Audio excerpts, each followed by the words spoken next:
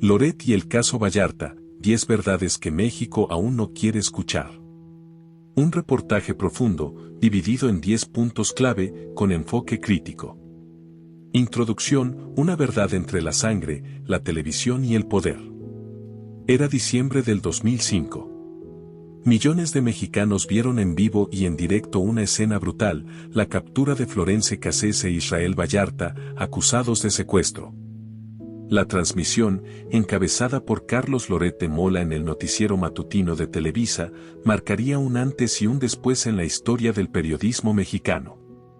Pero no por lo que parecía.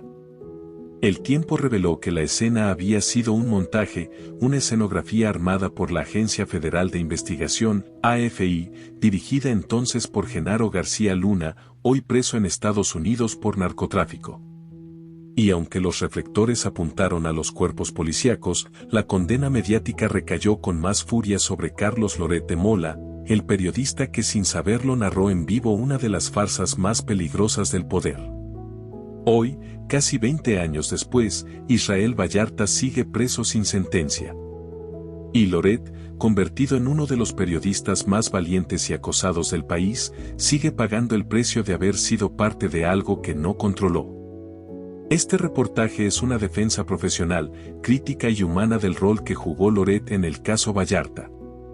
No pretende borrar errores, sino poner contexto, evidencia y verdad sobre la mesa. 1. ¿Qué fue el montaje del caso Cassés Vallarta? La mañana del 9 de diciembre de 2005, los mexicanos vieron cómo elementos de la AFI entraban a un rancho, liberaban a 3 víctimas secuestradas y arrestaban a Florence Cassés e Israel Vallarta. Todo parecía en vivo. La verdad, el operativo había ocurrido un día antes, y lo que se transmitió en televisión fue una recreación, ordenada por los mandos de la AFI, con los detenidos obligados a participar. Esto lo confirmó después el propio secretario de Seguridad, Eduardo Medina Mora. Ningún periodista fue informado. Fue un engaño orquestado por el gobierno federal, usando a los medios como plataforma para legitimar sus acciones. 2. ¿Cuál fue el papel real de Carlos Loret de Mola? Carlos Loret, entonces conductor de Primero Noticias, no sabía que lo que estaba narrando era un montaje. Como otros periodistas en el foro, recibió imágenes de última hora y fue guiado por la narrativa oficial de la AFI. Él mismo ha declarado que fue manipulado por las autoridades. Cuando se descubrió la verdad, reconoció públicamente el montaje y lo denunció. Incluso fue el primero en entrevistar a Florence Cassés en prisión, permitiéndole hablar por primera vez. Loret no organizó, grabó ni editó el operativo. Lo narró desde el estudio, confiando, como era costumbre entonces, en las fuentes oficiales. 3. El peso injusto de la opinión pública. A pesar de la cadena de responsabilidades que llevaron al montaje, la opinión pública culpó rápidamente a Loret. Fue más sencillo castigar al rostro visible de la noticia que a los mandos ocultos del Estado. Mientras los jefes de la AFI siguieron en funciones, Loret enfrentó amenazas, campañas de desprestigio y acoso digital. Incluso en los años recientes, ha sido blanco de ataques por sectores afines al poder actual, quienes usan el caso Vallarta como arma política para desacreditar su trabajo periodístico. 4. Genaro García Luna, el verdadero artífice del engaño. El mismo personaje que organizó el operativo mediático de 2005, Genaro García Luna, hoy enfrenta cargos en Estados Unidos por proteger al cártel de Sinaloa. Es un símbolo de cómo el poder político y policíaco en México puede manipular medios, vidas y justicia. Y sin embargo, la narrativa oficial busca seguir usando a Loret como chivo expiatorio, omitiendo que el montaje fue un acto de Estado, no de televisión. 5. Loret, el periodista más acosado por el poder presidencial. En el sexenio actual, el presidente Andrés Manuel López Obrador ha mencionado a Carlos Loret más de 90 veces en sus conferencias mañaneras, lo ha acusado sin pruebas. Ha revelado sus ingresos y ha pedido que explique su fortuna. Todo por sus investigaciones periodísticas, la Casa Gris de José Ramón López Beltrán, la corrupción en Segalmex, los contratos de sus hermanos, etc. En lugar de desmentirlo con pruebas, el poder ha optado por intentar desprestigiar su imagen usando el caso Vallarta como símbolo del pasado corrupto. 6. ¿Quién defiende a Israel Vallarta realmente? Israel Vallarta lleva casi 20 años preso sin que se le haya dictado sentencia. Ha sido torturado, ignorado y utilizado como bandera política. Paradójicamente, quienes más se indignan contra Loret por el montaje no han hecho nada concreto por liberar a Vallarta. Ni AMLO, ni la FGR, ni la SCJN. El caso sigue estancado por ineficiencia judicial, no por culpa del periodismo. 7. El precio de investigar en México.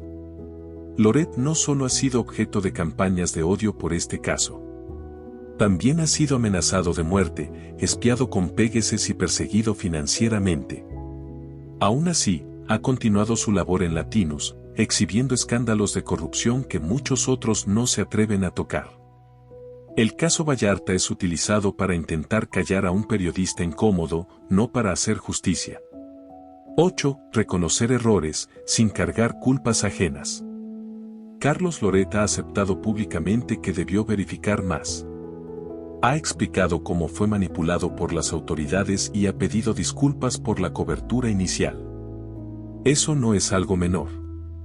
Pocos periodistas en México tienen el valor de rectificar públicamente. Más aún, lo ha hecho en múltiples ocasiones y foros. Pero no se le perdona. ¿Por qué? Porque su voz hoy incomoda al poder. 9. Justicia sí, venganza no. Israel Vallarta merece justicia. Su caso debe resolverse con base en pruebas, respeto a sus derechos humanos y debido proceso. Pero confundir justicia con venganza contra Loret es una distorsión peligrosa. Usar el caso como arma para silenciar al periodista es una forma moderna de censura. Y censura que viene desde la presidencia. 10. El verdadero problema, un país que prefiere linchar antes que entender. México necesita más verdad, no más odio. Más justicia, no más circo. Más periodistas que se equivoquen y aprendan, que funcionarios que engañen y huyan. Carlos Loret no es perfecto, pero no es el enemigo. Es un periodista que fue víctima del poder, igual que muchos mexicanos. Y ha tenido el valor de seguir haciendo su trabajo, en uno de los países más peligrosos para ejercer el periodismo. Cierre reflexivo, lo que nos negamos a ver. La historia de Loret y Vallarta no es solo una herida del pasado. Es un espejo de lo que somos como sociedad, rápidos para juzgar, lentos para entender, cómodos con la mentira si es conveniente. Culpamos al periodista por la farsa del gobierno. Nos indignamos por una imagen de hace 20 años, pero no movemos un dedo por sacar a Israel Vallarta de su celda hoy. Este país no necesita más linchamientos. Necesita más verdades. Y muchas de esas, duelen. El peso del micrófono, Carlos Loret de Mola, Israel Vallarta y el juicio que nos persigue. La imagen que marcó a un país. Aquel 9 de diciembre de 2005, millones de mexicanos vieron en televisión lo que parecía un operativo en tiempo real.